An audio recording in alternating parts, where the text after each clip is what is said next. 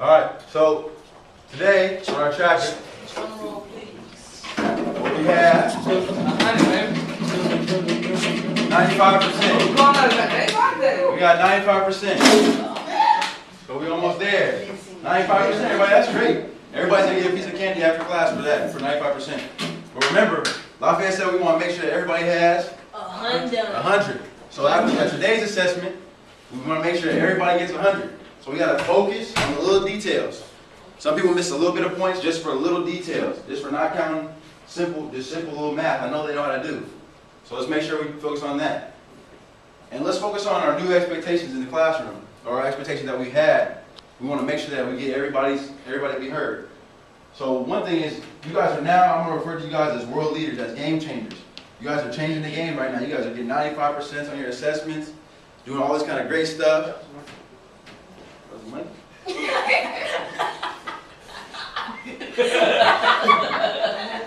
thing we need to realize is, one thing we need to realize is that now we know people need us. If you're going to be a game changer, if you want to be a leader in the world, people's going to need you. So what we need to do is, it's time to act like it.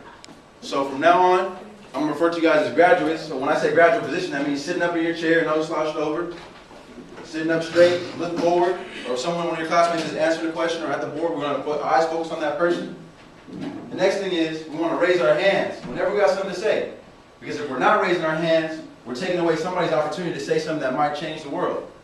So if Lafayette has an answer, and Zaire yells out the answer, you just robbed Lafayette from the chance that he could change somebody, blow somebody's mind. So we want to make sure we're raising our hands, we're focused on the task. Now, real quickly, if we get off task, or if people aren't sitting up, or if people are yelling out too much, we're going to have a couple consequences. So the first time I give you a consequence, that's just a verbal warning. That's just a check, a little reminder to make sure we're raising our hands, we're not talking out of turn. We want to give everybody opportunity. You guys were great yesterday participating, but we just need to make sure we're raising our hands. I know you guys want to participate. The second consequence will be a motivation station, which will be back here. So you'll sit by yourself back here, focus on everything, but it's really to motivate you to get back to your seat. So the ultimate goal is by the end of the class for you to get moved back to your seat. So that'll be the second consequence. The third consequence, if we get that far, will be a silent lunch, and you'll write a letter of apology to the class.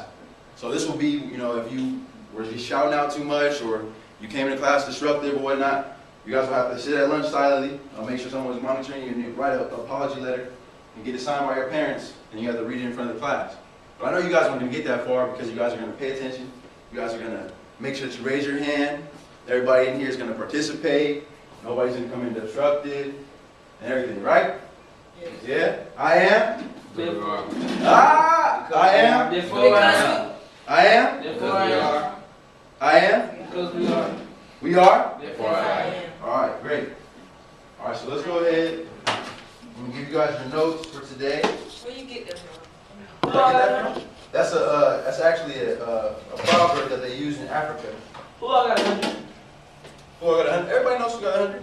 I told them. I told you guys all individually. I got 100. I said you had the class. So go ahead and look at the notes.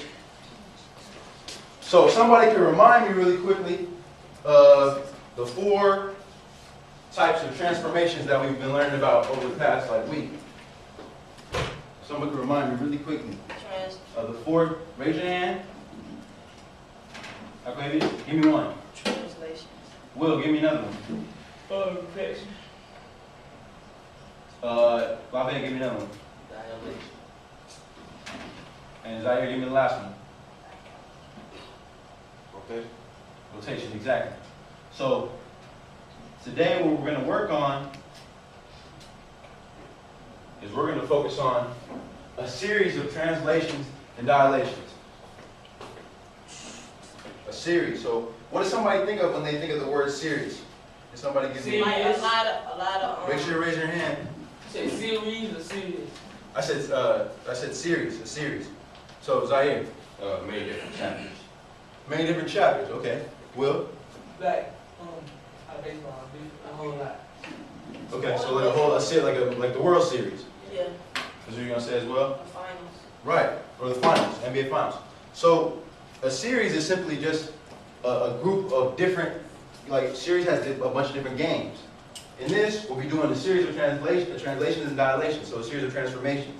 So we'll incorporate translations and dilations in the same lesson, which will be easy because you guys have been rocking the other ones. So if someone could tell me what the first blank is. A blank is the transformation of a figure that slides the figure across the coordinate plane. Will? Translation.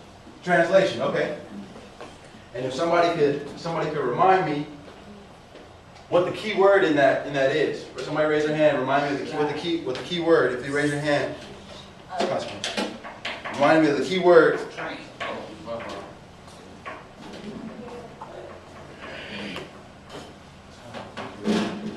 Targavius. Slides. Okay, so we have a translation. Make sure we're following along in our notes. Slides.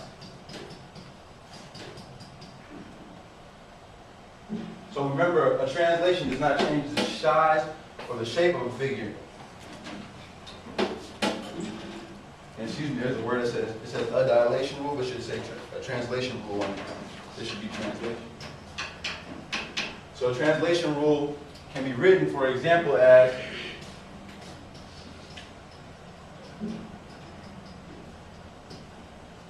first one we got x plus 2, y. So can someone tell me what the first one is doing to the figure? If we have x plus 2, y. How is our figure going to move? Along which axis? The x or the y? Okay. The x. And is it going to move right or left? Okay. Right. So we move along x to the right. Excellent. So let me tell me what the second one. If we have x, y minus 4, Will, why don't you go ahead and tell us what the second one is doing? Which axis is going to move along and what direction? Up or down? Oh, excuse me, what axis first? Y. Okay. Going down. It's going down.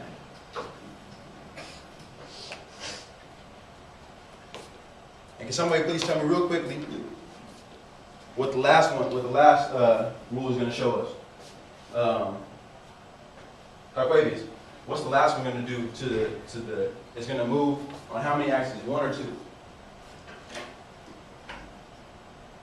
2. Okay, both x and y. And what is it going to do? It's going It's to move. gonna move to the. It's gonna move to the right Okay. 3 times, and it will move up 4 times. Excellent. Good job. So now if we look down at the next problem, what we're going to be focusing on